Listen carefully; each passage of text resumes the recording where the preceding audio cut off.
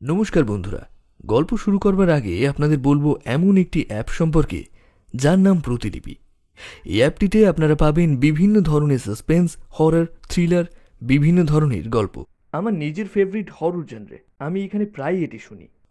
প্রতিলিপি এমন একটি স্টোরি টেলিং অ্যাপ যা রিডার ও রাইটারদের কানেক্ট করতে সাহায্য করে। এই অ্যাপটিতে 3 কোটিরও বেশি রিডার আছে আর আছে 50 লাখেরও বেশি গল্প।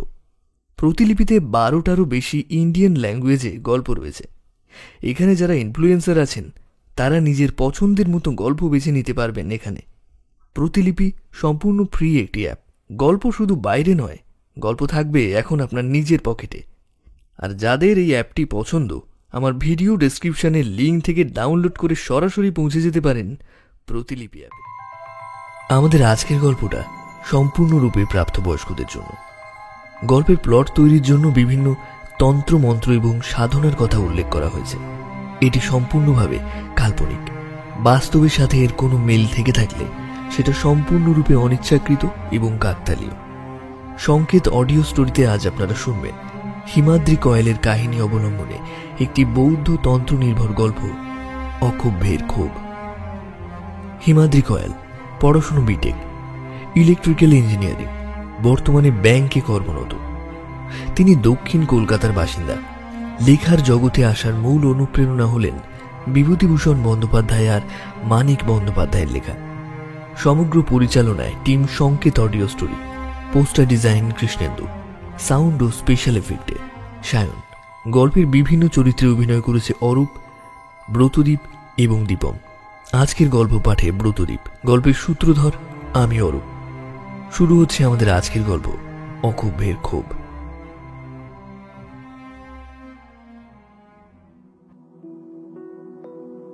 পথের উপর সেই হেমন্তের বিকেলে ঝরে পড়া পাতা উড়ে এক পাশ থেকে অন্য পাশে গিয়ে পড়ছে। শীত আসন্ন প্রায়। এই মন কেমন করা বিকেলে পশ্চিম আকাশে সৃষ্টিকর্তা যেন হর্ষ আর বিরাগ একসাথে মিশিয়ে নিজের ইচ্ছা মতো তুলির পুঁজ দিয়েছেন। সামান্য এই পীতসংখ্যাটি পরে অক্ষোভ্য তুষারাবৃত গিরিপ্রণালী দুর্গম শৈলশ্রেণী অতিক্রম করে এসেছেন। তাই শীত নিয়ে তার তেমন কোনো চিন্তার কারণ নেই। সামান্য এক বৌদ্ধ শ্রমণের প্রয়োজনই বা কতটুকু। সামান্য কিছু গ্রাসাচ্ছাদন আর নিরিবিলিতে বসে বুদ্ধের স্মরণ করতে পারলেই তিনি খুশি। সন্ধ্যা হয়ে আসছে। জায়গাটি জনাকীর্ণ নয়। পথের ডান পাশে ঘন জঙ্গল, বাম পাশে এক তম্বি স্রোতস্বিনী মৃদুবন্ধ গতিতে বয়ে যাচ্ছে। এতক্ষণ ধরে এই পথে তিনি আসছেন, অথচ একটা জনপ্রাণীর দেখা নেই। কি আশ্চর্য! মনে মনে ভাবেন অক্ষোভ্য। যদিও চোর ডাকাতে তার ভয় নেই, সামান্য এক বৌদ্ধ ভিক্ষুকে কোনো চোর, তস্করি বা আক্রমণ কেন করবে? তার কাঁধের ঝোলায় তার সম্পত্তি বলতে সামান্য কিছু চিরা আর গুড়, শালু কাপড়ে মোড়া কিছু দুষ্প্রাপ্য পুঁথি, একটি তিব্বতী প্রার্থনা চক্র, তিব্বতী ভাষায় যাকে বলে খরলো, আর আছে পাইন কাঠের ছোট্ট একটি বাক্স, যেটি সবার অলক্ষ্যে নিজের প্রাণের থেকেও দামি মনে করে তিনি এই 100 যোজন রাস্তা পেরিয়ে এসেছেন। ভয় এইটির জন্যই। এইটি যদি চোর, ডাকাত বা কারো হস্তগত হয় তাহলে ব্যর্থ হয়ে যাবে তার বিগত 12 বৎসর ব্যাপী প্রবাস যাপন। কঠোর অনুশাসনে থেকে তার গুহ্যতন্ত্রের সাধনা। অক্ষোভ্যর চোখে একটা তুষের আগুন ধিক ধিক করে জ্বলে উঠেই নিভে যায়। তার চোখে পড়ে পাশের জঙ্গল থেকে পায়ে চলা সুরি পথ ভেদ করে একটা 14-15 বছরের ছেলে মূল রাস্তায় এসে উঠেছে। তার মাথায় শুকনো ভাঙা কাঠের একটি বোঝা, একটিমাত্র ময়লা কাপড় কোমরে জড়ানো, বাকি দেহ অনাবৃত। দেখে হতদরিদ্র বলেই মনে হয়। এই আসন্ন সন্ধ্যেতে এই রাস্তায় হঠাৎ একটি বৌদ্ধ শ্রমণকে দেখে বোধহয় ছেলেটি আশ্চর্য। সে একটু থমকে দাঁড়ায়। অক্ষোভ্য এগিয়ে যান। এই যে খোকা, তোমার বাড়ি কি আশেপাশের কোনো গ্রামে?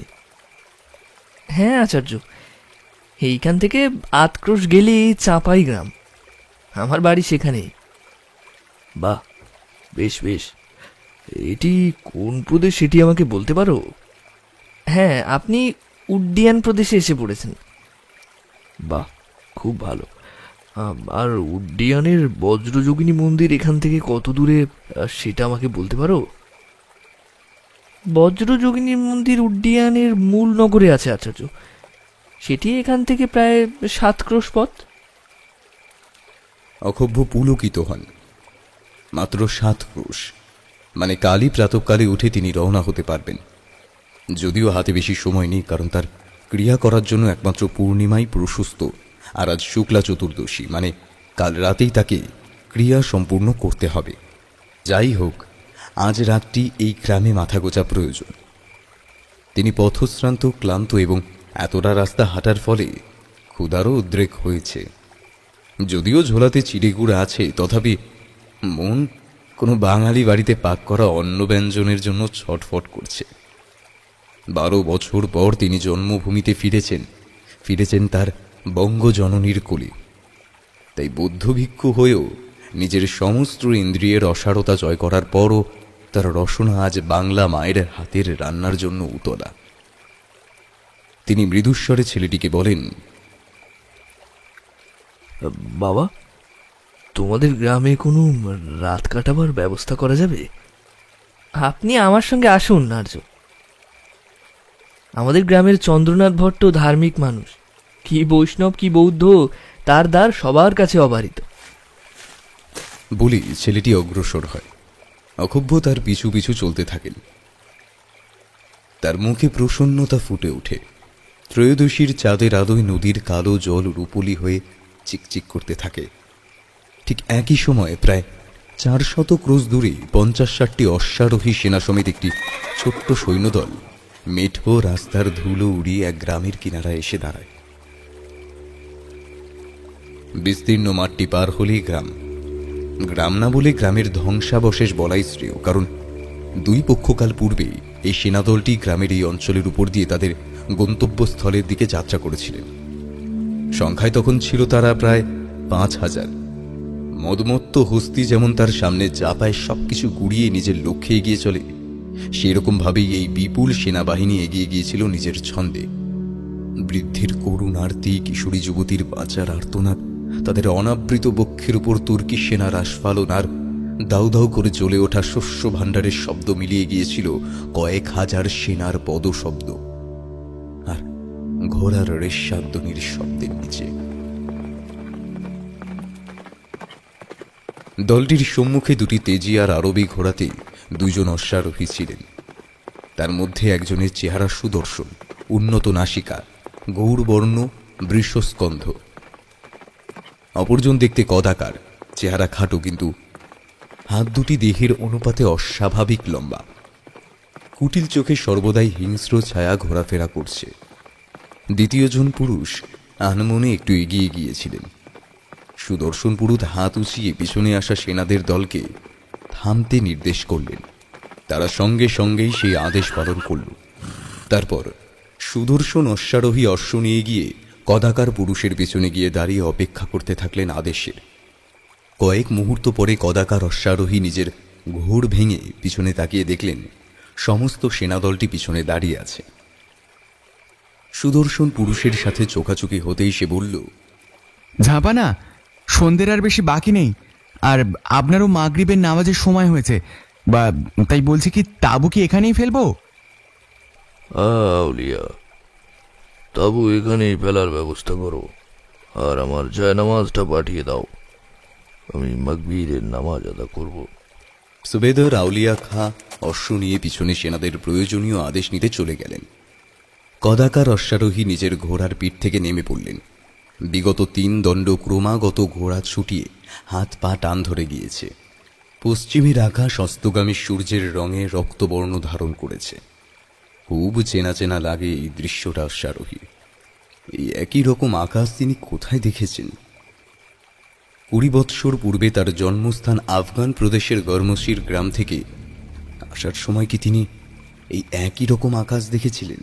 নাকি 12 বৎসর পূর্বে অঙ্গরাজ্যে সেই বৌদ্ধ বিহারটি জ্বালিয়ে দিয়েছিলেন যখন অগণিত বৌদ্ধ ভিক্ষুর মুন্ডহীন দেহ সমেত তখন আগুনের লেলিহান শিখা আকাশের দিকে উঠে এরকম দৃশ্য সৃষ্টি করেছিল? মনে করতে পারেন না স্পষ্টভাবে তিনি। বয়স বাড়ছে, সবই ধোঁয়া ধোঁয়া। বয়স বাড়ছে। মনে মনে হাসলেন অশ্বারোহী। সেই জন্যই তো কামরূপের ক্ষুদ্র পাহাড়ি রাজা তাকে বিশ্বাসঘাতকতা করার সাহস পায়। কামরূপরাজ পৃথু এক উচ্ছিষ্টভোগী কুকুর ও তোমার থেকে বেশি বিশ্বাসী। দাঁত কিরমির করে নিজের মনে মনেই বলে ওঠেন অশ্বারোহী। এই জন্যই বলে পাহাড়িদের বিশ্বাস করতে নেই।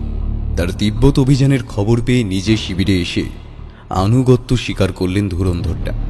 তারপর নিজেই বললে সমস্ত রকম সাহায্য করবে। দুর্গম পাথুরে পথ ওরা ভালো চেনে, ওদের ছোট্ট সৈন্যদল পথ দেখাবে। শেষ পর্যন্ত তারাই কিনা পথভ্রান্ত করে চুম্বি উপত্যকার দুর্গম অঞ্চলে প্রবেশ করালো, যেখানে সামনে আর পিছনে ছাড়া আশেপাশে যাওয়ার কোনো রাস্তা নেই। সেই সরু নালার মতো প্রণালীর ভিতর পিশাচের মতো দেখতে তিব্বতী সৈনিক সুলতানের সমস্ত বাহিনীকে উঁচু কাটা করল। কোনো ক্রমে প্রাণ নিয়ে পালিয়ে নদীর কিনারে এসে দেখলেন পাথরের সাঁকোটি পর্যন্ত নষ্ট করে দিয়েছে ওই শয়তান রাজার সৈনিকরা। অতি কষ্টে প্রাণ নিয়ে যখন নদী পেরিয়ে সুরক্ষিত ভূমিতে এলেন, তখন 5,000 সৈন্য এসে ঠেকেছে 60 জনে। মনে করতে করতে চোখ জ্বলে ওঠে অশ্বারোহী। এত বড় অপমান, এত বড় স্পর্ধা! পৃথু জানে না কত বড় ভুল করল সে। এবার দেবকোটে ফিরে গিয়ে তিনি তার 3 জন সেনাপতি আর 10,000 সৈন্য নিয়ে কামরূপ রাজ্য আক্রমণ করবেন। যতক্ষণ না কামরূপ রাজের মুন্ড নিজের পদতলে দেখতে পাচ্ছেন, ততক্ষণ তার শান্তি নেই। কামরূপের ভিতরগড় দুর্গ মাটিতে মিশিয়ে রাজার পরিবারের প্রত্যেকের শিরোচ্ছেদ করলে তবে তার মন ঠান্ডা হবে। তিনি ইখতিয়ার আল-দিন মোহাম্মদ বিন বাখতিয়ার খলজি, তুর্কি আফগানজাত খলজি বংশের দুর্দমনীয় রক্ত ছুটছে তার শিরায় শিরায়। একা হাতে তিনি জয় করেছেন গোটা অঙ্গ আর বঙ্গপ্রদেশ। এক সামান্য সৈনিক থেকে আজ হয়েছেন সুলতান, আর এক সামান্য রাজা তাকে নাকে দড়ি দিয়ে ঘোরাবে? এ হতে পারে না। জাহাপানা, আপনার জায়নামাজ দিয়েছি। ভাবনায় বাধা পড়ে সুলতানের। ঘুরে দেখেন সুবেদার আউলিয়া দাঁড়িয়ে আছেন। ঠিক আছে, যাও, রাতের রান্নার ব্যবস্থা করো। আর শোনো, চোখ কান দুটোই খোলা রেখো। এই পাহাড়িয়ারা অতি চতুর, আমাদের লোক বলো কম। যতক্ষণ না দেবকোট পৌঁছাচ্ছি, সাবধান। আচ্ছা জাহাপানা, আপনি ভাববেন না, আপনাকে রক্ষা করতে জানও হাজির আছে। আচ্ছা, এখন যাও, আমার কাছে দাঁড়াতে হবে না। আমি নামাজ আদা করবার সময় একটু একা থাকতে চাই। সুবেদার আউলিয়া হালকা দীপালোকিত তাঁবুগুলোর দিকে এগিয়ে যান। ইশারাতে এক রক্ষীকে বলেন মহারাজের সুরক্ষার দিকে নজর রাখতে। সুলতান দেখেন চন্দ্রালোকিত মাঠে তার জন্য জয়নামাজ বিছানো হয়েছে। তিনি নামাজ আদা করতে এগিয়ে যান। চন্দ্রনাথ ভট্ট তৈল বণিক, নিজের জমিতে সরিষার চাষ করে। সেই সরিষা নিজের ঘানিতে বলদ দ্বারা পিষাই করে তিনি পার্শ্ববর্তী গ্রামগুলো ও উড্ডিয়ান নগরে সরবরাহ করেন। তার ব্যবসার পসার যে বেশ ভালোই, সেটি তার গৃহ দেখলেই আন্দাজ করা যায়। তার গৃহের সম্মুখেই সুন্দর তরুণ দিয়ে প্রবেশ করলে মূল বাটিকার সম্মুখেই রকমারি ফুলের সুন্দর ছোট্ট একটি উদ্যান। সেই উদ্যান পার্শ্বস্থ অতিথি কক্ষে একটি পালঙ্কের উপর শ্বেত শুভ্র বিছানায় অক্ষোভ্য বসেছিলেন। কক্ষে চন্দ্রনাথ ভট্ট ছাড়াও আর এক বন্ধু স্থানীয় রত্নগর্ভ শাস্ত্রী উপস্থিত ছিলেন। রত্নগর্ভ একাধারে গ্রামের প্রধান পুরোহিত, আবার অন্যধারে গ্রামের একমাত্র পাঠশালার আচার্য। তিনি এই স্মস্ম গুম্ফ মণ্ডিত গৌরবর্ণ শ্রমণটির দিকে শ্রদ্ধা মিশ্রিত দৃষ্টিতে তাকিয়েছিলেন। অভিবাদন বিনিময়ের পর তিনি বললেন, আচার্য, আমি বৈষ্ণব দর্শন সম্বন্ধে কিছু পড়াশুনো আছে, কিন্তু আপনাদের বৌদ্ধ দর্শন সম্পর্কে সেই রকম কিছুই জানি না। আপনি পরম পণ্ডিত, যদি এই বিষয়ে কিছু আলোকপাত করতেন। অক্ষোভ্য মৃদু হেসে বলেন, মহাশয়, আমি নিতান্তই এক অতি সামান্য বৌদ্ধ ভিক্ষু। আমি জ্ঞান সাগরের তীরে উপলখণ্ড কুড়াচ্ছি মাত্র। তবুও আপনি যখন শুনতে চাইছেন বলি। বৌদ্ধ দর্শন মতে সৃষ্টির আদি উৎপত্তি স্থল হল একমাত্র শূন্য। এই শূন্য ক্রমশ ঘনীভূত হয়ে শব্দ সৃষ্টি হয়। পরে এই শব্দ আরও ঘনীভূত হয়ে দেবতার রূপ গ্রহণ করে। এই শূন্যর অর্থ হল সৎ বিজ্ঞান ও মহাসুখ। হিন্দু শাস্ত্রে যেমন জগতের কারণস্বরূপ পঞ্চভূতের উল্লেখ পাওয়া যায়, সেরকমভাবেই বৌদ্ধতন্ত্রে জগতের কারণ স্বরূপ এই শূন্যকে 5টি স্কন্ধে ভাগ করা যায়। এই স্কন্ধগুলি হল রূপ, বেদনা, সংজ্ঞা, সংস্কার ও বিজ্ঞান। এই পঞ্চস্কন্ধ একত্রিত হলেই দৃশ্যমান জীবের সৃষ্টি হয়। শূন্যের আরেক নাম হল বজ্র। আর যে সাধন মার্গে অগ্রসর হয়ে সাধক শূন্য বা বজ্রের সহিত মিলিত হতে পারেন, তিনি হলেন বজ্রযান মার্গ। এই রূপে শাস্ত্র আলোচনা চলতে থাকে। 2 দণ্ড পরে গৃহের ভিতর থেকে এক ভৃত্য অকভ্যর জন্য আহার নিয়ে এলে রত্নগর্ভ বিদায় জানিয়ে উঠে পড়েন। গৃহস্বামী চন্দ্রনাথও উঠে পড়েন, হাত কচলিয়ে বলেন, আয়োজন খুবই সামান্য আচার্য। আমার এই ভৃত্যটি দরজার পাশে রইল, কিছু দরকার হলে ডেকে নেবেন। অকভ্য দেখেন পিতলের বড় একটি থালায় দুধ, সাদা গরম ভাত, শাক ভাজা, পাশে বাটিতে সোনা মুগের ডাল, আরেকটি বাটিতে দুধ এবং অপর একটি বাটিতে মিষ্টান্ন রয়েছে। তিনি হেসে বলেন, মহাশয়, আমার জন্য এটাই যে অসামান্য। এত কিছুর আয়োজন না করলেও চলত। অকভ্য খেতে বসেন। বহু বছর তিব্বতদেশীর শুকনো খাবার ভক্ষণ করবার পর আজ এই ভাত, ডাল, শাকান্ন পেয়ে তার মন পুলকিত হয়। তিনি রসনা তৃপ্তি করে খান।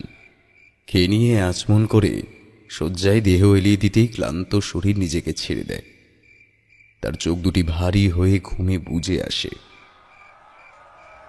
বাইরে প্রচণ্ড হৈহট্টগোলের শব্দে ঘুম ভেঙে যায় অকভ্যর।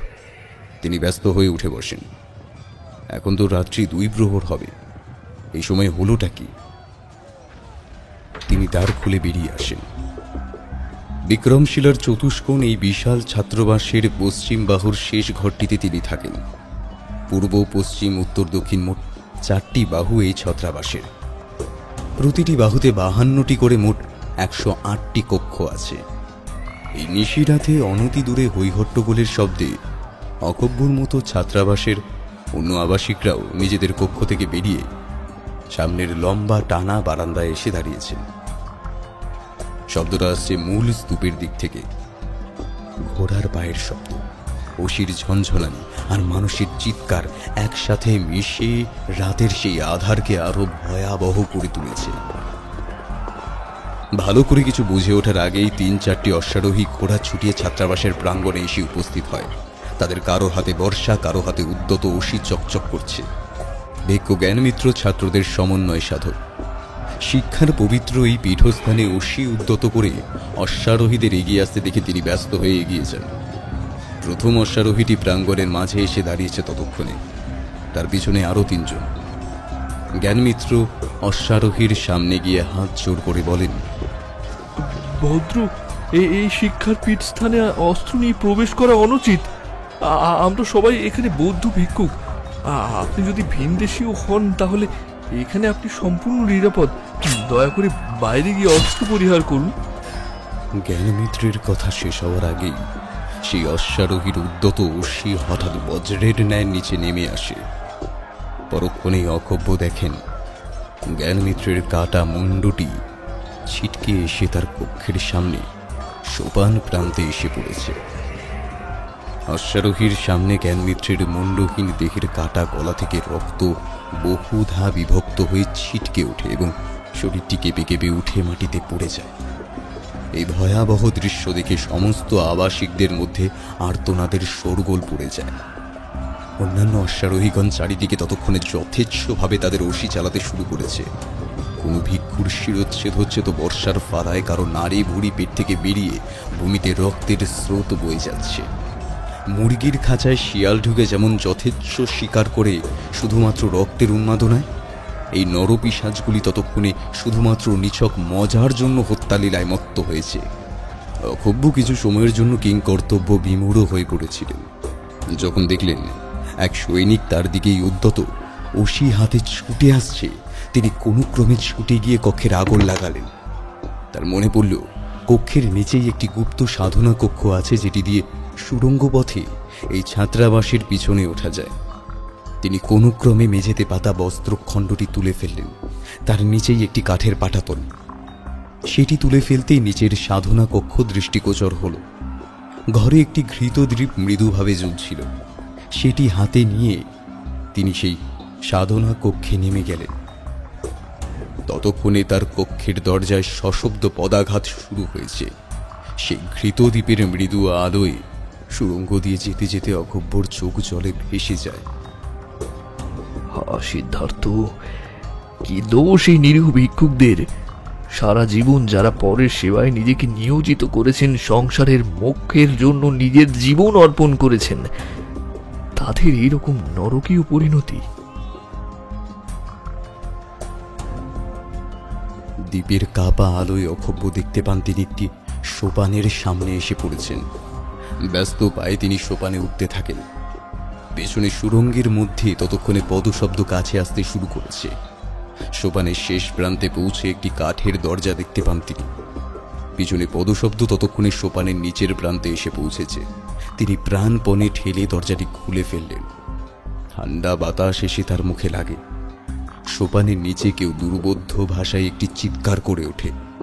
অক্ষোভ্য বাইরে বেরিয়ে এসে দরজাটি বন্ধ করে দিতে যাবেন, এমন সময় ভিতরের সেই অন্ধকার থেকে একটি সুতীক্ষ্ণ ছুরি ছুটে আসে তার দিকে। অব্যর্থ নিশানা। ছুরিটি তার পায়ের মাংসপেশিতে সজোরে গিয়ে গেঁথে যায়। কোনো ক্রমে মাটিতে পড়ে যাওয়ার আগে সেই অবস্থায় তিনি দরজাটি লাগিয়ে বাইরে থেকে অর্গলাবদ্ধ করে দেন। পায়ে প্রচণ্ড যন্ত্রণা। হাঁটুর নিচ থেকে উষ্ণ রক্তের স্রোত অনুভূত করতে পারেন অক্ষোভ্য। দাঁতে দাঁত চিপে চোখ খোলেন তিনি। সারা শরীরে শিশির ভেজা ঘাসের স্পর্শ অনুভব করতে পারেন। বুঝতে পারেন তিনি এখন ছাত্রাবাসের পিছন দিকে খোলা প্রান্তরে শুয়ে আছেন। আর একটু উত্তরে গেলেই গঙ্গা কুলকুল করে বয়ে যাচ্ছে। গঙ্গার ওই তীরে ঘন জঙ্গল। যেখানে তিনি শুয়ে আছেন সেখান থেকে মহাবিহারের দ্বিতল মূল স্তূপটি দেখা যাচ্ছে। অসির শব্দ আর মানুষের মৃত্যু যন্ত্রণার আওয়াজ ভেসে আসছে ওইখান থেকে। এবার দক্ষিণ পশ্চিম কোণে চোখ পড়তেই গা হিম হয়ে যায় অক্ষোভ্যর। এ কি অবস্থা গ্রন্থাগারের! পুরো গ্রন্থাগারটি আগুনের লেলিহান শিখা গ্রাস করেছে। কত শত বর্ষ ধরে সঞ্চিত জ্ঞান, কত দেশ বিদেশের গুণী পণ্ডিত দার্শনিকদের রচিত পুঁথি, কত তন্ত্রাচার গুচ্ছ সাধনার মন্ত্র, কত দর্শন মূল্যবান নথি সব ছাই হয়ে যাচ্ছে, ধোয়া হয়ে উড়ে যাচ্ছে আকাশের দিকে। অগভ্য দূরে ঘোড়ার খুঁড়ের শব্দ শুনতে পান। না, কোনো ক্রমে তাকে বাঁচতেই হবে। ওই নারকীয় মৃত্যু তিনি বরণ করতে পারবেন না। অগভ্য কোনো ক্রমে নিজের অবশ পা আর দেহটা টেনে হিচড়ে এগিয়ে যেতে থাকেন গঙ্গার তীরের দিকে। পিছনে ঘোড়ার খুঁড়ের শব্দ কাছে এগিয়ে আসতে থাকে। ঘুম ভেঙে উঠে বসেন অক্ষোভ্য। তার কপালে শ্বেতবিন্দু জমেছে। বুকটা হাঁপড়ের মতো ওঠানামা করছে। না, বিক্রমশিলাতে নয়, চন্দ্রনাথ ভট্টর অতিথি কক্ষে দুগ্ধ ফেননিভ শয্যায় শুয়ে আছেন তিনি। দুঃস্বপ্নই বটে তাহলে। অক্ষোভ্য হাত দিয়ে কপালের ঘাম মোছেন। আজ 12 বছর ধরে এমন কোনো রাত নেই যখন তিনি এই দুঃস্বপ্নটি দেখেন। 313 নেবারি সংবতে সেই রাত্রে জবনরা যখন মহাবিহার আক্রমণ করে সমস্ত বৌদ্ধ ভিক্ষুদের নির্বিচারে হত্যা করে, তখন অক্ষোভ্যর মতো কিছু শ্রমণ পালিয়ে প্রাণে বাঁচতে পেরেছিলেন। সবাই প্রায় উত্তরের দিকে পলায়ন করেছিলেন। কেউ শাক্য প্রদেশে, তো কেউ দ্রুকিউয়েলে পলায়ন করেছিলেন। কিন্তু অক্ষোভ্যর সেই রাত্রের পর থেকে শুধুই মনে হয়েছিল, কেন নিরীহ মানুষগুলোকে এইভাবে মরতে হলো, কেন এত কষ্টদায়ক মৃত্যু পেতে হলো তাদের। আর যারা শুধুমাত্র পৈশাচিক উল্লাসের কারণে এই নরসংহার করল, তাদের শাস্তি হবে না? অহিংস পরম ধর্ম বুদ্ধির চিরন্তন বাণী, কিন্তু এই পিশাচ নররাক্ষসদের ক্ষেত্রেও কি সেই কথা প্রযোজ্য হয়? না, মানতে পারেননি অক্ষোভ্য। যত ভেবেছেন তার হৃদয়ের অন্তরের আগুন আরো ধিক ধিক করে জ্বলে উঠেছে। এই জন্মে তার নির্বাণ লাভ নাই বা হল, কিন্তু এই নরাধমগুলির শাস্তি বিধান তাকে করতেই হবে যে কোনো মূল্যে। দ্রোকিজুলে প্রায় বৎসরকাল কাটানোর পর যখন তার শরীরে তিনি বল ফিরে পেতে শুরু করেছেন, পায়ের ক্ষতও প্রায় সেরে এসেছে, তখন এক সন্ধ্যাবেলা পাহাড়ি ইয়াকের চর্বির আলোয় জ্বালা দ্বীপের সামনে বসে এক স্থানীয় বৌদ্ধ লামার মুখে তিনি নাম শোনেন দ্রকচেন খেনপার। মহাগুরু রিংপোচে বা পদ্মসম্ভব যে দ্রুসুং খেনপাকে ভয়ঙ্কর দেবী একজোটের সাধনার মার্গ মন্ত্র প্রদান করেছিলেন। দ্রকচেন তারই বংশধর। আজ ৩০০ বৎসর যাবৎ এই গুহ্যতন্ত্র কেবলমাত্র বংশ পরম্পরায় তারাই সাধনা করে আসছেন। এই ভয়ালো সাধন মার্গে উত্তীর্ণ সবাই হতে পারে না, কিন্তু অক্ষোভ্য যে পরিকল্পনা করছেন সেটি বাস্তবায়িত করতে হলে একমাত্র দেবী একজোটির সাধনা দ্বারাই সম্ভব। অক্ষোভ্য ভাবেন, আদৌ সেই সুদূর তিব্বতে গিয়ে তিনি কি দ্রকচেনের দেখা পাবেন, কিংবা পেলেও কি তিনি তাকে সাধন মার্গে উত্তীর্ণ হতে আদৌ সহায়তা করবেন? কিন্তু আশ্চর্য হওয়ার তখনও আরো বাকি ছিল। লামাকে তার মনের কথা বলতেই লামা বলেন যে তিব্বতে ইদানিং বজ্রযান তান্ত্রিকদের বিভিন্ন শাখার মধ্যে মতবিরোধের সৃষ্টি হয়েছে। তারই মধ্যে একটি শাখা দেবী একজোটির সাধনা বন্ধ করার হেতু খেনপা বংশের একমাত্র বংশধর দ্রকচেনকে হত্যা করতে চায়। তাই এই মুহূর্তে দ্রকচেন দেশ থেকে পালিয়ে এসে দ্রকইউলে আছেন। অনতি দূরে একটি নির্জন উপত্যকার মাঝে একটি কাঠের বাড়ি বানিয়ে সেখানেই থাকেন এবং দেবী একজোটির সাধনা করেন। অক্ষোভ্য যেন হাতে চাঁদ পান। পরদিন খুব ভোরে উঠেই তিনি রওনা হয়ে পড়েন। একটি দুর্গম শৈল প্রণালী অতিক্রম করে সরু একটি উপত্যকার মাঝে যখন অক্ষোভ্য পৌঁছল, তখন সূর্য পশ্চিমে হেলতে শুরু করেছে। দূর থেকে চোখে পড়ে উপত্যকার মাঝে বরফ গলা জলে পুষ্ট ছোট্ট একটি হ্রদ, আর তার কিনারে একটি কাঠের ছোট্ট বাড়ি। অক্ষোভ্য এগিয়ে যান। বাড়িটির কাছাকাছি পৌঁছতেই অক্ষোভ্য হঠাৎ নিজের পায়ের পেশিতে তীব্র টান অনুভব করেন। তিনি আর এক পাও এগোতে পারেন না। প্রচণ্ড যন্ত্রণায় হাঁটু গেড়ে সেখানেই বসে পড়েন। সামনে কাঠের বাড়িটির দ্বার খুলে যায়, আর সেখান থেকে একটি গাঢ় বাদামি সংজ্ঞা পরিহিত এক প্রবীণ ব্যক্তি বেরিয়ে আসেন। মুখে তিব্বতী পাহাড়ি ছাপ স্পষ্ট। সাদা চুলগুলি মাথার সামনের দিকে হালকা হয়ে এসেছে। মুখে বয়সের ছাপ পড়লেও চোখে কিন্তু তার অসম্ভব দীপ্তি। তিনি ধীর গতিতে এগিয়ে এসে অক্ষোভ্যর সামনে দাঁড়ান। তারপর অনুচ্চ অথচ দৃঢ় কণ্ঠে জিজ্ঞেস করেন, কে তুমি? এখানে কি উদ্দেশ্যে এসেছ? অক্ষোভ্য ততক্ষণে বুঝতে পেরেছেন তার সামনে যিনি দাঁড়িয়ে আছেন তিনি দ্রকচেন, আর এটি তার অসামান্য দৈবিক শক্তির সামান্য প্রকাশ মাত্র। তিনি হাত জোর করে বলেন, আচার্য, আমি এক সামান্য বৌদ্ধ ভিক্ষু। আমি বিক্রমশিলা মহাবিহারের বৌদ্ধ দর্শনের ছাত্র ছিলাম। বিক্রমশিলা? কিন্তু শুনেছি সেই মহান স্থান নাকি জবনদের দ্বারা ধ্বংসপ্রাপ্ত হয়েছে। হ্যাঁ আচার্য, নরপিশাচ জবনগুলি শুধুমাত্র মহাবিহার ধ্বংস করেনি, অগণিত শ্রমণকে নিষ্ঠুরভাবে হত্যা করেছে। আমি এবং আমার আরও কিছু ভাগ্যবান সহপাঠী পালিয়ে বিভিন্ন দেশে ছড়িয়ে পড়েছি। কিন্তু আমার এখানে কেন এসেছো? আমি আপনার কাছে দেবী একজোটির গুহ্য সাধনা মার্গ অধ্যায় করতে চাই আচার্য। কি বললে? দেবী একজোটে সাধনা করতে চাও?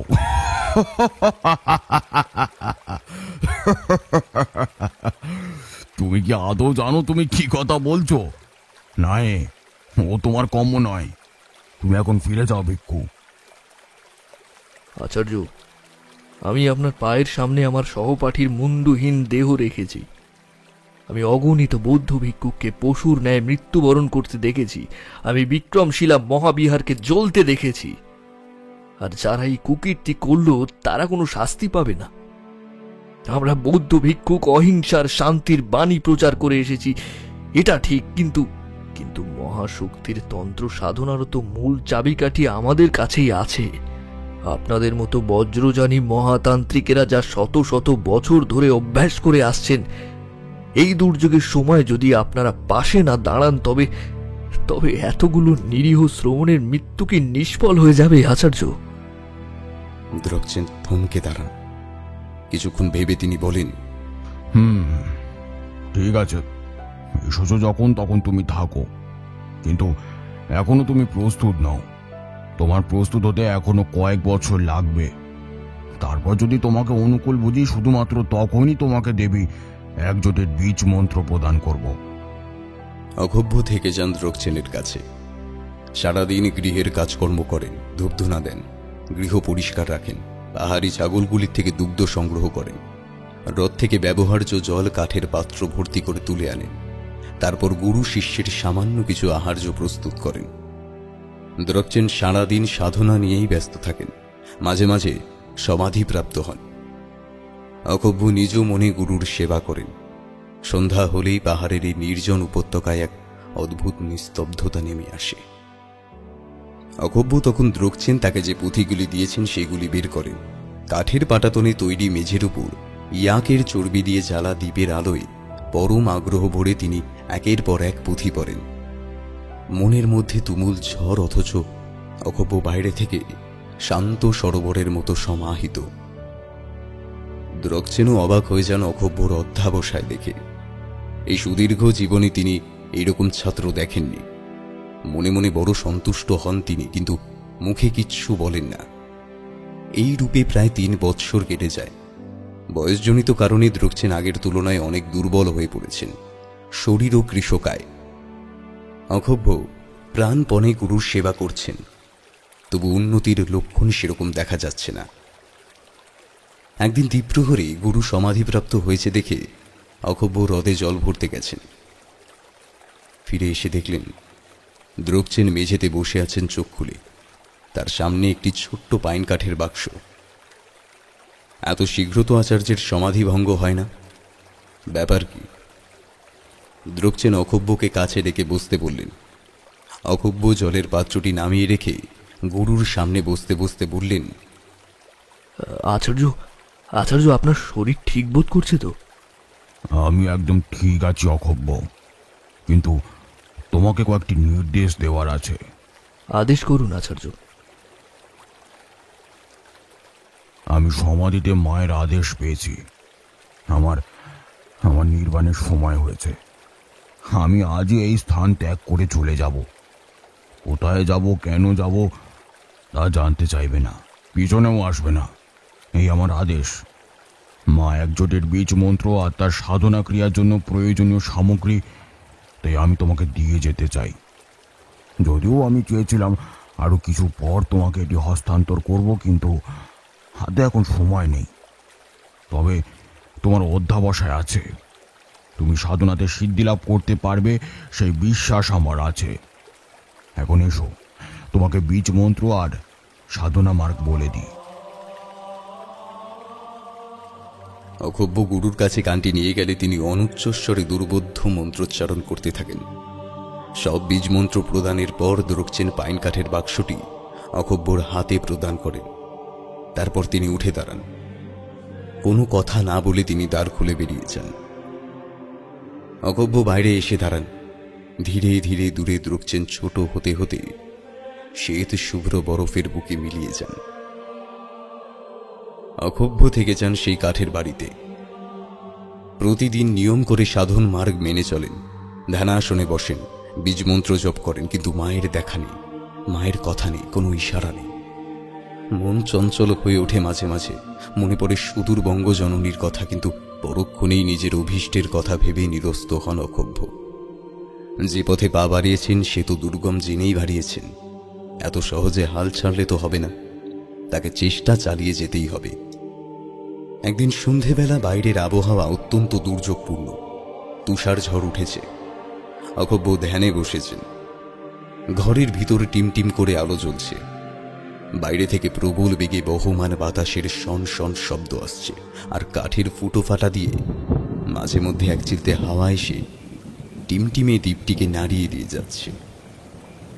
অক্ষোভ্য প্রায় গভীর ধ্যানে ডুবে যাবেন, এমন সময় দরজার সম্মুখে কাঠের বারান্দায় অত্যন্ত ভারী পদশব্দে চমকে উঠে চোখ খুললেন। এ যে স্বাভাবিক পায়ের আওয়াজ নয়। অত্যন্ত স্থূল কোনো মানুষ যদি গায়ের জোরে মেঝেতে পা ঠোকে তবে এরকম শব্দ হতে পারে বটে, কিন্তু এই দুর্যোগে তার এই নিভৃত কুটিরে কেই বা আসবে? না, কানের ভুল হবে হয়তো। অকব্য সমস্ত চঞ্চলতা মন থেকে দূর করে আবার ধ্যানে মনোনিবেশ করার চেষ্টা করলেন। সবে মন শান্ত করে চোখ বন্ধ করেছেন, এমন সময় তার কুটিরের পিছন দিক থেকে ছাগলের তীব্র আর্তনাদ ভেসে এল। পোষা পাহাড়ি ছাগলগুলি যেগুলির দুগ্ধ সংগ্রহ করেন অকব্য, সেগুলি বাড়ির পিছনে একটি ছোট্ট ঘরের মধ্যে বাঁধা থাকে। এরকম আওয়াজের কি কারণ? না, আর তো বসে থাকা যায় না। অকব্য ব্যস্ত হয়ে আসন থেকে উঠে দাঁড়ালেন। দেওয়ালে একটি ইয়াকের ছাল ঝুলছিল, সেটি তিনি গায়ে জড়িয়ে নিয়ে ঘরের কোণে রাখা মশালটি জ্বালিয়ে নিলেন। তারপর সামনের দরজার আগলটি খুলতেই এক রাশ বরফের কুচি মেশা হিমেল হাওয়ার স্রোত ঘরে ঢুকে পড়ল। প্রচণ্ড ঝড় হচ্ছে বাইরে।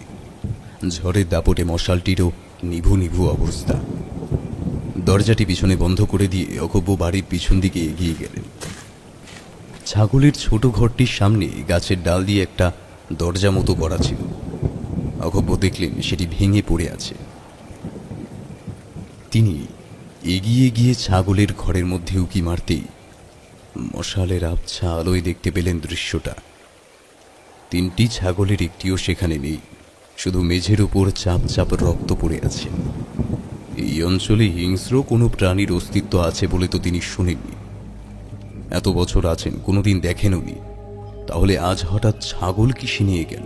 7-5 ভাবতে ভাবতে অকব্য ঘরের দিকে ফিরে আসছেন। এমন সময় তার মশালটি হঠাৎই নিভে গেল।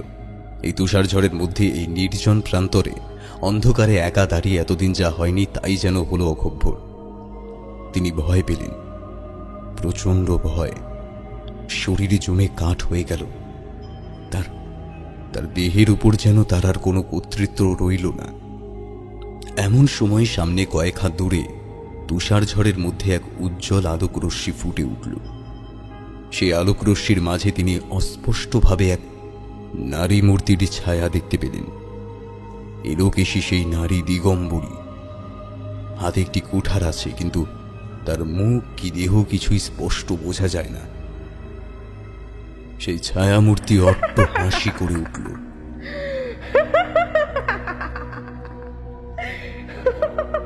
মা, মা তুমি এসেছো? মা গো, আমি সবকিছু বলিদান দিতে প্রস্তুত। আমাকে শুধু বলো মা, কি করতে হবে? বেশ, তবে শোন, তার জন্য তোকে আবার ফিরে যেতে হবে দেশে। উড্ডিয়ান, শ্রীহট্ট, বজ্রযোগিনী বা কামাখ্যা, এই 4 আদিপীঠে যে কোনো একটি পার্শ্ববর্তী শ্মশানে বসে ওই কাঠের বাক্স রাখা আমার আদিমূর্তির পুজো করে নিজের প্রাণ আহুতি দিয়ে তন্ত্রচার ক্রিয়া সম্পন্ন করলেই তবেই তোর অভীষ্ট সিদ্ধ হবে। আর তোর ছাগলের কথা ভাবিস না, ওইগুলো আমার দাসী ম্যামো ডাকিনীরা ভক্ষণ করেছে। এখন যা, যত তাড়াতাড়ি পারিস দেশে ফিরে যা। এই বলে সেই ছায়ামূর্তি অদৃশ্য হয়ে যায়। আস্তে আস্তে আলোকরশ্মি মিলিয়ে আসে। সম্বিত ফিরে অকব্য দেখেন তিনি সেই সূচিভেদ্য অন্ধকারে নিভন্ত মশাল হাতে তুষার ঝড়ের মাঝে দাঁড়িয়ে আছেন। এইসব কতদিন আগের কথা। তারপর আরও 2টি বৎসর অতিক্রান্ত হয়েছে। মায়ের মূর্তি আগলে অকব্য ফিরে এসেছেন দেশে। এবার চোখ তুলে জানলা দিয়ে পূবের আকাশের দিকে তাকাতেই অকব্য বুঝতে পারেন ভোরের বেশি দেরি নেই। তিনি বিছানা ছেড়ে উঠে ঝোলাটি কাঁধে নিয়ে নিঃশব্দে দরজা খুলে বের হন। না, গৃহস্বামীকে বিদায় জানানোর সুযোগ নেই। একটুও দেরি করা চলবে না। যত তাড়াতাড়ি সম্ভব তাকে বজ্রযোগিনীর মন্দিরের পার্শ্ববর্তী শ্মশানে পৌঁছতেই হবে। অকব্য যখন উড্ডিয়ান নগরে পৌঁছলেন তখন বেলা দ্বীপ্রহর গড়িয়ে বিকেল হতে যায়।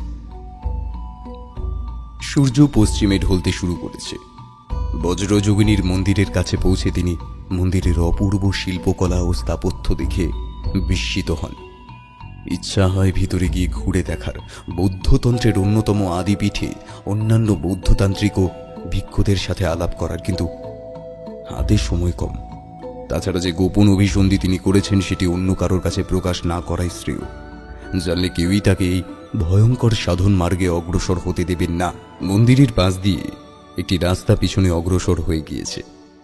একটি লোক মন্দিরের সামনে সাজি করে ফুল বিক্রি করছিল। তাকে জিজ্ঞেস করতেই সে বলে, এই রাস্তা দিয়ে কিছু দূর এগিয়ে গিয়ে নদীর পাশেই শ্মশান।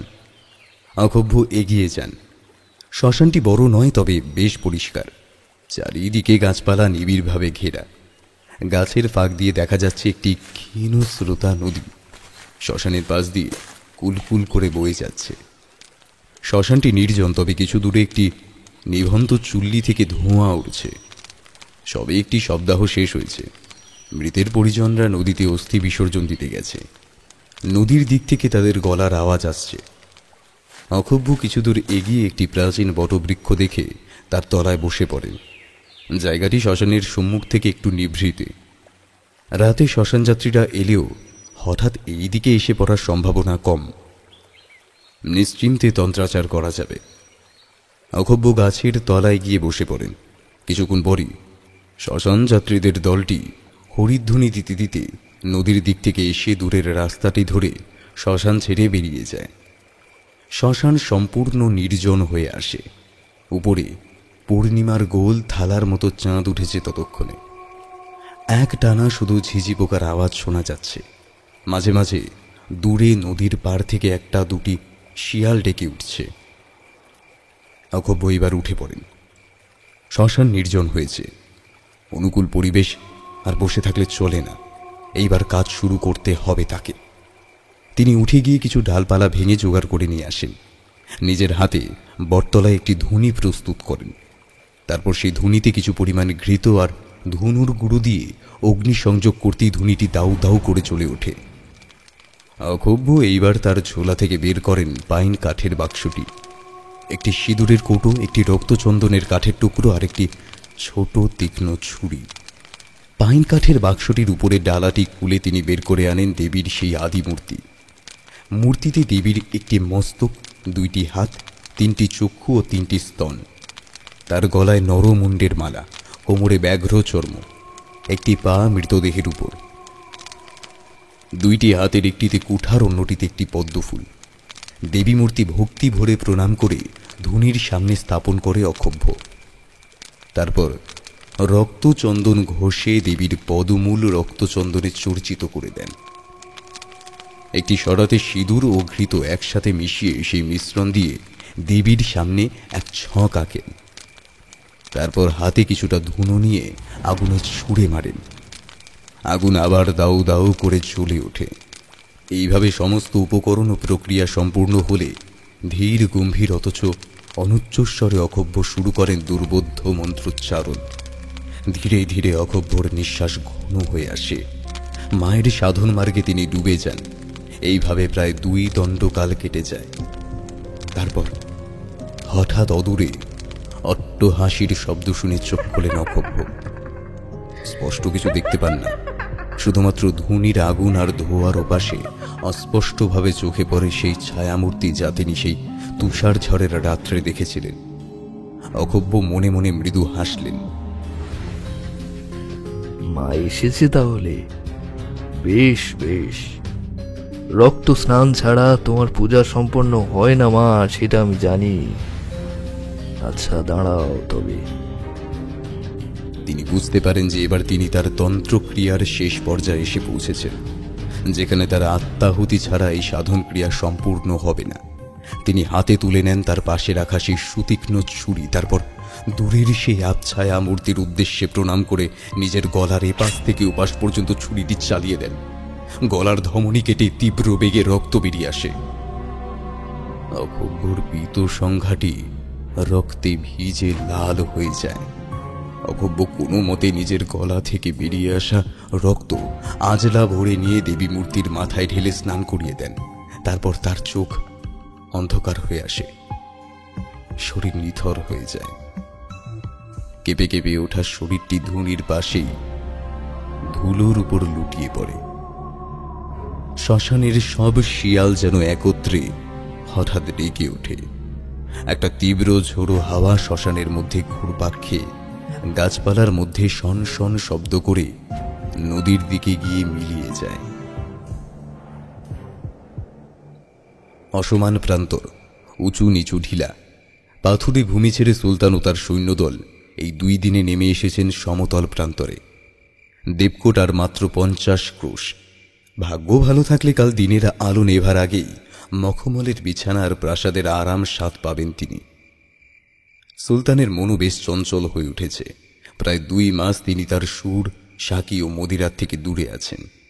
তাই প্রাসাদের এত কাছে এসে তার মন এখন এইসব আরামে ডুব দেওয়ার জন্য ছটফট করছে। যে খোলা প্রান্তরটায় সুবেদার আউলিয়া খাঁ তাঁবু ফেলেছিলেন তার আশেপাশে কোনো গ্রাম বা মনুষ্য বসবাসের চিহ্ন নেই। বিস্তীর্ণ প্রান্তরের একপাশে নিবিড় বন জঙ্গল আর এক পাশে লম্বা লম্বা উলু খাগড়ার বন। সম্মুখে বিস্তীর্ণ মাঠ, দূরে গিয়ে আকাশের প্রান্তে মিশেছে। পশ্চাতে মাঠের প্রান্তে বন জঙ্গলের ধার ঘেঁষে এক সুবিশাল ঝিল। আউলিয়া খাঁ জঙ্গল ও উলুখাগড়ার বন 2 থেকে সমান দূরত্ব বজায় রেখে মাঝামাঝি তাঁবু ফেলার নির্দেশ দিয়েছিলেন, কারণ সেক্ষেত্রে অতর্কিত আক্রমণের সম্ভাবনা থাকলেও সামলে ওঠার সুযোগ পাওয়া যাবে।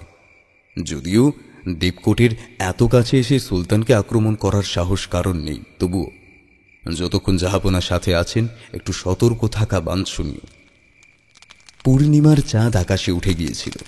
সব তাঁবুতেই একটি করে উজ্জ্বল আলো জ্বলছে।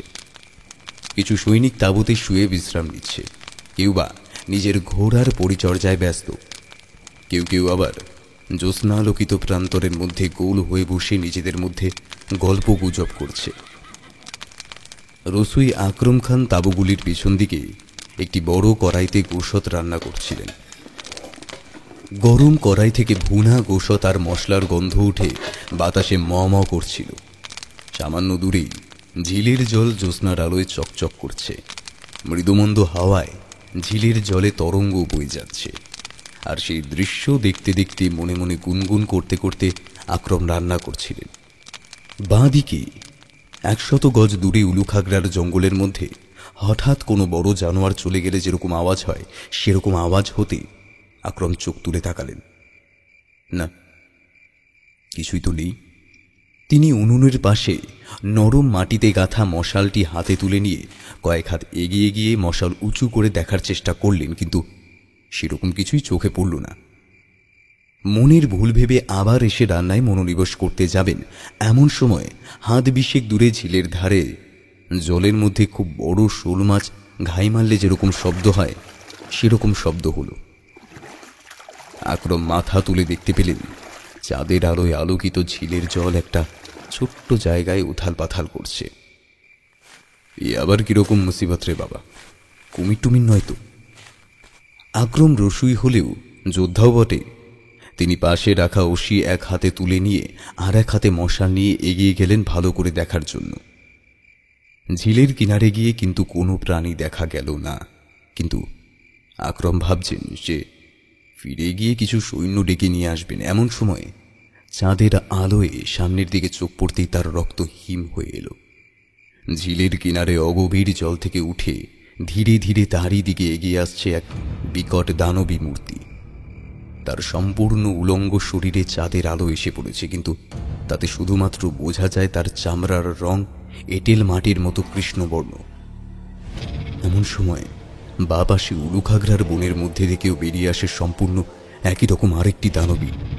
আকরম খানের শরীরে জমে গিয়েছিল। তিনি অসিয়ার মশাল ছুঁড়ে ফেলে পালানোর চেষ্টা করলেন, কিন্তু পারলেন না। ঝিলের ধারের পিচ্ছিল কাদামাটিতে পা পিছলে গেল, তিনি পড়ে গেলেন। সবাই দেখলেন দানবী দুটি তার কাছে চলে এসেছে। আকরম প্রাণপণে চিৎকার করার চেষ্টা করলেন। তাঁবুতে আউলিয়া খাঁ আর সুলতান খলজি মন্ত্রণা করছিলেন। হঠাৎ তাঁবুর পিছন দিক থেকে বিকট চিৎকার ভেসে আসতে তারা হতচকিত হয়ে গেলেন। সুলতান ব্যস্তভাবে উঠে দাঁড়িয়ে বললেন, আউলিয়া, তাড়াতাড়ি দেখো তো কি হলো। আউলিয়া খাঁ ব্যস্তভাবে তাঁবুর বাইরে বেরিয়ে এসে দ্বাররক্ষীকে নিজের জায়গায় থাকার নির্দেশ দিয়ে তাঁবুগুলির সম্মুখে এসে দাঁড়ালেন। ততক্ষণে অন্যান্য সেনারাও চিৎকারের আওয়াজ শুনে এক জায়গায় এসে জড়ো হয়েছে। বাকিরাও নিজের তাঁবু থেকে বেরিয়ে এসেছে। আউলিয়া খাঁ সবাইকে সাবধানীভাবে তাঁবুর পাশে থাকার নির্দেশ দিয়ে কয়েকজন সৈন্যকে নিয়ে পিছনের দিকে এগিয়ে গেলেন। গোশত ততক্ষণে কড়াইতে ধরে গিয়েছিল, তার পোড়া গন্ধ বেরিয়ে গিয়েছে, কিন্তু রসুই আক্রমের কোনো চিহ্ন নেই। একজন সৈন্য এগিয়ে গিয়েছিল ঝিলের ধারে। সে চেঁচিয়ে ডাকতে অন্যান্যরা সেখানে এগিয়ে গিয়ে দেখলেন কাদা মাটির উপর চাপ চাপ জমা রক্তের মাঝে নাড়ি ভুড়ি আর একটি মানুষের হাতের কিছুটা অংশ পড়ে আছে। ভয়ে সকলেরই গলা শুকিয়ে এসেছিল। এই নির্জন প্রান্তরে এরকম নৃশংসভাবে কোনো মানুষকে একমাত্র বাঘ ছাড়া অন্য কোনো জানোয়ারের খাওয়া সম্ভব নয়। কিন্তু এই অঞ্চলে যে বাঘের প্রাদুর্ভাব আছে সেরকমও তো শোনা যায় না। হঠাৎই উভয় পাশের জঙ্গল ও উলুখাগড়ার বন জোরে জোরে নড়ে ওঠে এবং সবাইকে হতবুদ্ধি করে দিয়ে তার থেকে দুটি বিশাল আকায় দানবী মূর্তি বেরিয়ে তাদের দিকে এগিয়ে আসতে শুরু করে। সকলেই ভয়ে হতচকিত হয়ে চিৎকার করে অসি কোষমুক্ত করে। একটি সৈন্য অসি উঁচিয়ে ছুটে যেতেই দানবী মূর্তিটির বিশাল হাতের প্রহারে সে ছিটকে পড়ে। দানবীটি এগিয়ে এসে তার মাথার খুলির উপর সজোরে পদাঘাত করতেই ফট করে বাঁশ ফাটার মতো শব্দ হয়। আর বিস্মিত হয়ে আউলিয়া খাঁ দেখেন পাকা কুমড়োর মতো মাথাটি ফেটে ঘিলু রক্ত সমস্ত কিছু ছড়িয়ে পড়েছে মাটির উপর। এই দৃশ্য দেখে সমস্ত সৈন্যরা ছত্রভঙ্গ হয়ে পড়ে। তারা ঊর্ধ্বশ্বাসে ছুটতে থাকে তাঁবুর দিকে। সুবেদার আউলিয়া খাঁও ছুটতে থাকেন। বাইরে চিৎকার চেঁচামেচির শব্দে সুলতান তাঁবু থেকে বেরিয়ে এসেছিলেন। হঠাৎ আউলিয়া খাঁ অন্যান্য সৈন্যদের ছুটে আসতে দেখে তিনি অবাক হন। আউলিয়া ছুটে এসে অন্য সৈন্যদের ঘোড়া খোলার নির্দেশ দিয়ে সুলতানের সামনে এসে দাঁড়ান। সুলতান অবাক হয়ে বলেন, কি হলো সুবেদার, কি ঘটেছে? এরকম করছো কেন? সব সব বলবো যাবো না, কিন্তু কিন্তু এখন হাতে সময় নেই। আপনার ঘোড়া নিয়ে আসছে। তাড়াতাড়ি তাড়াতাড়ি উঠে পড়ুন। এই জায়গা ছেড়ে এক্ষুনি আমাদের পালাতে হবে।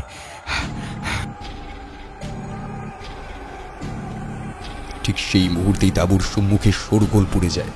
সুলতান ও সুবেদার এগিয়ে এসে দাঁড়াতেই সম্মুখের চন্দ্রলোকিত প্রান্তর দেখে তাদের চোখ স্থির হয়ে যায়। একই দৃশ্য!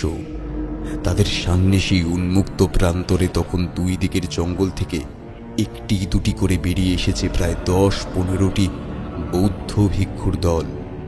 পরনে তাদের পিঠ সংখ্যা, কিন্তু তাদের একজনেরও ধরে মুন্ড নেই। প্রত্যেকটি মুন্ডহীন পীত সংখ্যা পরিহিত দেহ ধীর গতিতে এগিয়ে আসছে তাঁবুর দিকে। আউলিয়া আর দেরি করেন না, পাশে বেঁধে রাখা দুটি ঘোড়া খুলে নেন। তারপর কাতর স্বরে প্রার্থনা করেন, জাহাপানা আর দেরি করবেন না, চলুন। দুজনে দুটি ঘোড়া ছুটিয়ে দেন। পিছনে ততক্ষণ সৈন্যরা ঘোড়া খোলার আগেই সেই ম্যামদানবী দুটি এসে ঝাঁপিয়ে পড়েছে তাদের উপর। পিছনের দিকে তীব্র চিৎকার চেঁচামেচি শুরু হয়, কিন্তু সেই দিকে ভ্রুক্ষেপ না করে তারা সেই অভিশপ্ত জ্যোৎস্নালোকিত প্রান্তর ছেড়ে দূরে যাওয়ার জন্য পাগলের মতো ঘোড়া ছোটাতে থাকেন। দেবকোটের প্রাসাদে একটি নিভৃত কক্ষে শুয়ে শুয়ে নিজের ভবিতব্য ভাবছিলেন আলী মারদান। সুলতানের দুটি হাত হলেন তিনি আর আউলিয়া খাঁ, কিন্তু ডান হাত কখনোই হতে পারেননি তিনি। সেই জায়গাটি সবসময় বরাদ্দ থেকেছে আউলিয়া খাঁয়ের জন্য। তাই এই অদ্ভুত পরিস্থিতি অনুধাবন করে এখন তার কি করণীয় সেটাই ভাবছিলেন আলী মারদান। সুলতান বখতিয়ার খলজি তার দেবকোটের প্রাসাদে ফিরে এসেছেন আজ 3 দিন, কিন্তু যেদিন থেকে ফিরে এসেছেন সেদিন থেকেই তার প্রবল জ্বরে অচৈতন্য অবস্থায় ক্রমাগত ভুল বকছেন। হাকিম এসেছে, ঔষধ দিয়েছে, দাসীরা সেবা করছে, কিন্তু অবস্থার উন্নতি দেখা যাচ্ছে না। সেই অভিশপ্ত রাত্রিতেই সেই প্রান্তর থেকে মাত্র 10 জন ফিরতে পেরেছেন। প্রত্যেকেরই একই অবস্থা। বাইরে ঝিঝি ডাকছে, চাঁদের আলো জানলা দিয়ে ঘরে এসে পড়েছিল। হালকা শীতের বাতাসও বইছে। সব মিলিয়ে আবহাওয়া আরামপ্রদ, কিন্তু আলী মারদানের চোখে ঘুম নেই। তাকে যেন কি অস্বস্তিতে পেয়েছে। পাশ ফিরে শুয়েছিলেন আলী। বিরক্ত হয়ে এবার অন্য পাশ ফিরতেই তার চোখ ছানা বড়া হয়ে যায়। ও কি শুয়ে আছে তার পাশে? এই আবছা আলোয় তার বিছানায় দেখে তো এক সৌম্য দর্শন বৌদ্ধ পণ্ডিত বলে মনে হচ্ছে, কিন্তু এর যে গলার একদিক থেকে অন্যদিক পর্যন্ত সম্পূর্ণ কাটা, সেই কাটা গলা থেকে রক্ত পড়ে তার পাশের বালিশ আর বিছানার চাদর পর্যন্ত রক্তে লাল হয়ে যাচ্ছে। ভয় পেয়ে আলী মারদান চিৎকার করে ওঠার আগেই সেই শ্রমণটি তার ডান হাতের অনামিকা স্পর্শ করায় আলীর কপালে। আলী স্থির হয়ে যান, ঘন হয়ে যায় নিঃশ্বাস, ঘোলাটে হয়ে যায় তার দৃষ্টি, কিন্তু মন্ত্রচালিতের মতো উঠে পড়ে বালিশের পাশ থেকে তার সুতীক্ষ্ণ ছুরিটা তুলে নেন। তারপর অন্ধকারে কক্ষ থেকে বেরিয়ে অগ্রসর হতে থাকেন সিঁড়ির দিকে। সিঁড়ি দিয়ে প্রাসাদের দ্বিতলে এসে মাঝের বিরাট কক্ষটি সুলতানের। সেই কক্ষের সামনেই একটি দ্বাররক্ষী ঝিমোচ্ছে। আলী এগিয়ে যান, সে ঘুমন্ত দ্বাররক্ষীর মুখ চেপে ধরে একটি চোখের ভিতর সুতীক্ষ্ণ ছোড়াটি সম্পূর্ণ ঢুকিয়ে দেন। কয়েক মুহূর্ত পরে নড়াচড়া বন্ধ হয়ে এলে তিনি মুখ থেকে হাত তুলে দেহটি ছেড়ে দেন। ধপাস করে দেহটি নিচে পড়ে যায়। সুলতানের ঘরে তারই একটি শয্যা সঙ্গিনী তার সেবায় বসেছিলেন। আলী মারদানকে রক্তমাখা ছুরি হাতে ঘরে প্রবেশ করতে দেখে সে সভয়ে চিৎকার করে পাশের একটি দরজা দিয়ে পালায়। ঘোলাটে চোখে আলী এগিয়ে আসেন সুলতানের শয্যাপার্শ্বে। অচৈতন্য সুলতানের উপর ঝুঁকে পড়ে তিনি বুকের উপর আঙুল গেঁথে দেন ছুরিটি।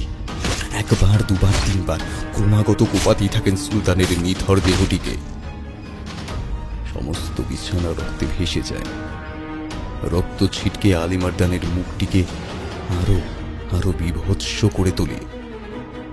তখন জানলার পাশে একটি বৌদ্ধ শ্রমণের ছায়া ধীরে ধীরে চাঁদের আলোয় মিলিয়ে যায়।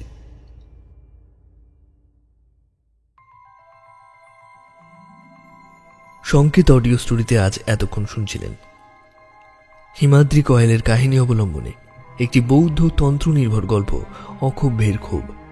গল্পটি কেমন লাগলো অবশ্যই আমাদের জানাতে ভুলবেন না। আর আপনি যদি আমাদের চ্যানেলে আজ নতুন হয়ে থাকেন তাহলে অবশ্যই আমাদের চ্যানেলটিকে সাবস্ক্রাইব করতে ভুলবেন না, যাতে আমাদের আপলোড করা গল্পের নোটিফিকেশন সবার আগে আপনার কাছে পৌঁছে যায়।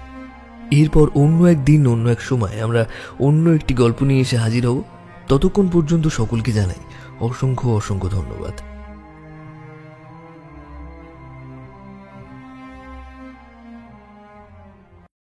আর যাদের এই অ্যাপটি পছন্দ, আমার ভিডিও ডেসক্রিপশনের লিঙ্ক থেকে ডাউনলোড করে সরাসরি পৌঁছে যেতে পারেন প্রতিলিপি অ্যাপে।